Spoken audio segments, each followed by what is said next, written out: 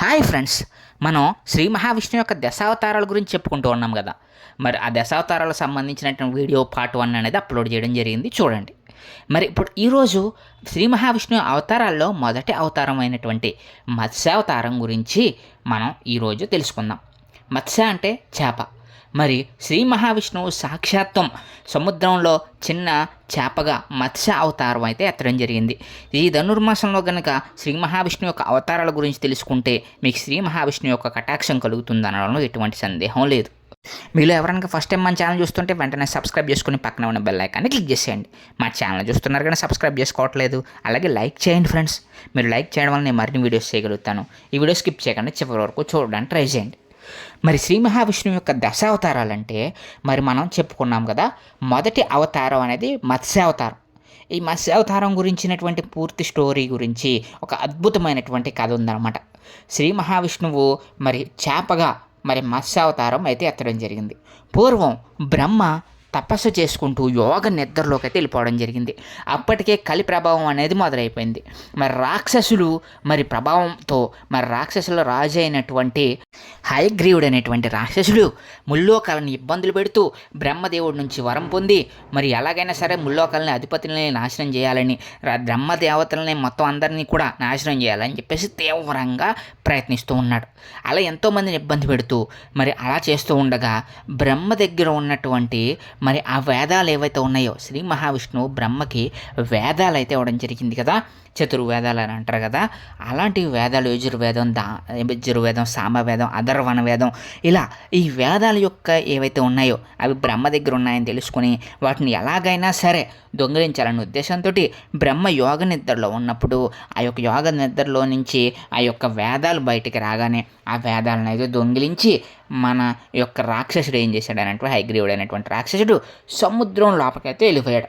ఎవ్వరూ కూడా ఏమీ చేయలేకుండా వేదాలన్నింటినీ దొంగిలించి వేదాలు అనేవి ఇప్పుడు నా సొంతం అయిపోయినాయి అని చెప్పేసి రాక్షసుడు అయినటువంటి ఆ యొక్క రాజు హయగ్రీవరాజు మరైతే లోకంలోకి అయితే వెళ్ళిపోయాడు, సముద్రంలోకి అయితే వెళ్ళిపోయాడు. అలా వెళ్ళిపోయినటువంటి వేదాలని మళ్ళీ తిరిగి తెచ్చుకునేందుకు, అలాగే లోకాలు మరి వేదాలు లేకపోతే మరి సృష్టి ఉండదు కదా, మరి ఆ సృష్టిని మళ్ళీ పునరుద్ధరించాలనే ఉద్దేశంతో శ్రీ మహావిష్ణువు సాక్షాత్వం శ్రీ మహావిష్ణువు ఏం చేశాడనంటే తాను ఒక కొత్త అవతారానికైతే నాంది పలికాడు. అది ఆయన దశావతారాల్లో మొదటి అవతారం మత్స్య అవతారం అని చెప్తూ ఉంటారు.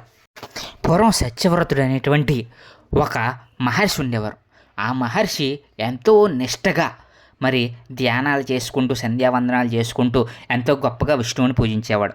మరి అటువంటి సత్యవ్రతుడు ఒకరోజు ఒక కొలంలోకి దిగి మరి అలాగ సూర్య నమస్కారాలు చేసుకోవడం కోసం కొలంలోకి దిగి స్నానం చేస్తూ ఉండగా ఆయన చేతిలోకి ఒక చేప వచ్చింది. సో దాన్ని చూసి సత్యవ్రతుడు ఏం చేశాడు అని అంటే మరి నీటిలోకి వెంటనే వదిలేవాడు. అప్పుడు వెంటనే ఆ చేప ఇలా పలికింది, సత్యవ్రత, నన్ను దయచేసి ఈ కొలంలోకి ఉంచకండి, దయచేసి మీరు వేరే చోటకి మార్చండి అని చెప్పేసి అయితే ఆ చేప అడగడం జరిగింది. దీంతో సత్యవ్రతుడు ఏం చేశాడనంటే తన కమండలంలోకి ఆ యొక్క చేపనైతే తీసుకోవడం జరిగింది. దీంతో వెంటనే మరి ఆ యొక్క కమండలంలోని ఆ చేపను ఉంచగానే మరుసటి రోజుకి ఆ చేప చాలా పెద్దదైంది. ఆ కమండలం కన్నా ఇంకా పెద్దది అవ్వడంతో ఆ యొక్క సత్యవ్రతుడు భావించి దాన్ని ఒక చెరువులో ఉంచడం జరిగింది, ఒక నదిలో ఉంచడం జరిగింది. ఆ నదిలో ఉంచగానే ఆ చేప మరింత పెద్దదైంది. దాంతో సత్యవ్రతుడు ఆ యొక్క చేపను తీసుకెళ్ళి మహాసముద్రంలో ఉంచడం జరిగింది. వెంటనే ఆ మహాసముద్రంలో ఉన్నటువంటి ఆ చేప ఇంకా పెద్దదిగా మారడం జరిగింది. దీంతో ఆ యొక్క చేప సామాన్యమైనది కానీ మత్స్యావతారం అని చెప్పేసి భావించినటువంటి సత్యవ్రతుడు వెంటనే ఆ యొక్క మత్స్యానికి నమస్కరించి, స్వామి, నీవు ఎవరో నాకు సాక్షాత్కరించు, నువ్వు శ్రీ మహావిష్ణువు యొక్క అవతారంలో ఉన్నావని చెప్పేసి అయితే సత్యవ్రతుడైతే ఆ యొక్క చేపనైతే వేడుకోవడం జరిగింది. వెంటనే ఆ యొక్క మత్స్యావతారంలో ఉన్నటువంటి స్వామివారు ఆ యొక్క సత్యవ్రతుడు అనేటువంటి ఆ యొక్క మహర్షికి వెంటనే కూడా మరి ప్రత్యక్షమై స్వామివారు తన నిజరూప దర్శనాన్ని అయితే ప్రసాదించారు. సత్యవ్రత, నేను ఒక కొత్త అవతారంలో ఈ యొక్క మత్స్య అవతారాన్ని అయితే ఎత్తడం జరిగింది. కాబట్టి నేను ఇక్కడి నుంచి ఒక 6 రోజుల్లో ప్రళయం రాబోతుంది.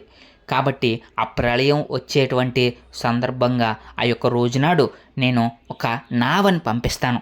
ఆ నావలో నువ్వు ఏం చేయాలి అనంటే జంతువులని, వివిధ రకాలైనటువంటి జంతువులని ఒక్కొక్క జతగా వాటిని ఆ నావలోకి ఎక్కించు. అలాగే ఇంకా ఇక్కడ ఉన్నటువంటి జనాల్ని కూడా ఆ నావలోకి ఎక్కించు.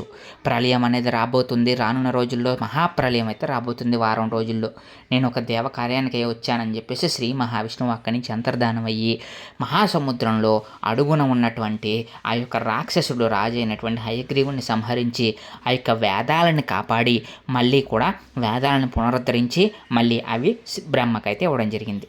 దీంతో ఆ యొక్క కార్యం కోసం శ్రీ మహావిష్ణువు మత్స్యావతారం ఎత్తాడు.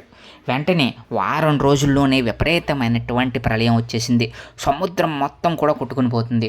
ఆ టైంలో మరి ఒక నావ సముద్రంలోంచి సత్యదేవుడి దగ్గరికి వచ్చింది. ఆ యొక్క సత్యవ్రతుడైనటువంటి ఆ మహర్షి దగ్గరికి వచ్చింది.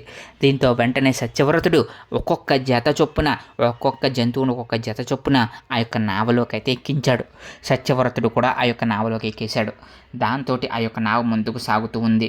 కానీ మధ్యలోనే ఆ నావకి ఒడిదుడుకులు రావడం జరిగినాయి. విపరీతమైనటువంటి ఆ యొక్క ప్రళయానికి నావ ఒక పక్కకు వెళ్ళిపోతూ ఉంది.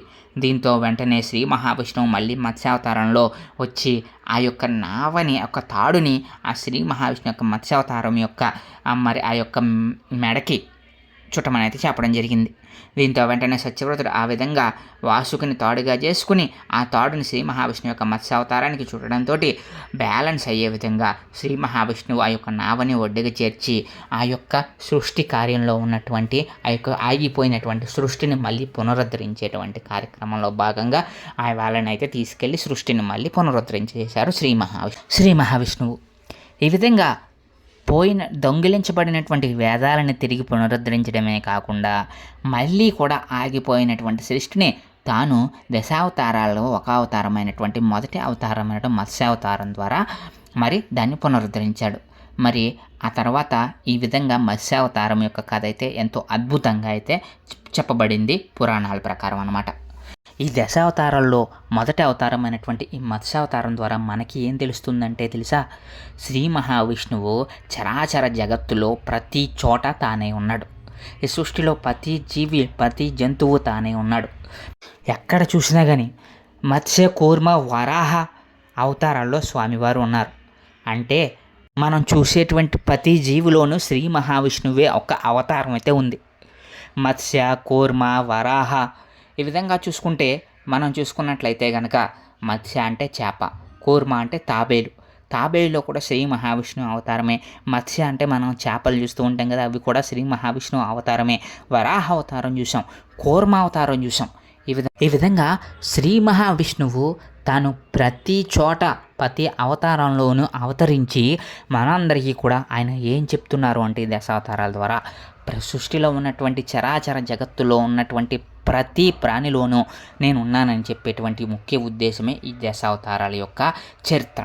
ముఖ్యంగా మనం చూసుకుంటే దశావతారాల్లో మనం చూసుకున్నాం కదా, మరి ఆ యొక్క అవతారాలు గమనించినట్లయితే అది మనకి క్లియర్గా తెలుస్తుంది.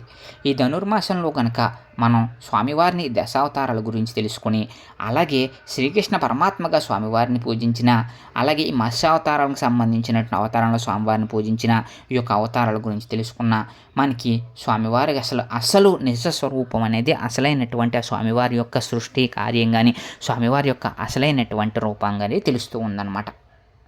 మరి ఈ విధంగా దశావతారంలో మొదటి అవతారం మత్స్యావతారం గురించి ఈరోజు మన వీడియోలో తెలుసుకున్నాం. మరి రేపటి రోజున మీకు కూర్మావతారం గురించిన వీడియో అయితే చేయడానికి నేనైతే ప్రయత్నం చేస్తానన్నమాట. కూర్మావతారంలో స్వామివారు మరి తాబేలు రూపంలో అవతరించారు కదా, మందర పర్వతాన్ని చిలుకుతున్నప్పుడు స్వామివారు స్వయంగా మరి దానికి సంబంధించి ఆ యొక్క అవతారం ఉంటుంది. అది కూడా ఎంతో గొప్పగా ఉంటుందన్నమాట. మరి ఈ దశావతారాల యొక్క వీడియో మీకు ఎలా అనిపించిందో మా కామెంట్ సెక్షన్లో తెలియజేయగలరు. అలాగే మా ఛానల్ని సబ్స్క్రైబ్ చేసుకుని పక్కన ఉన్న బెల్ ఐకాన్ని క్లిక్ చేయండి.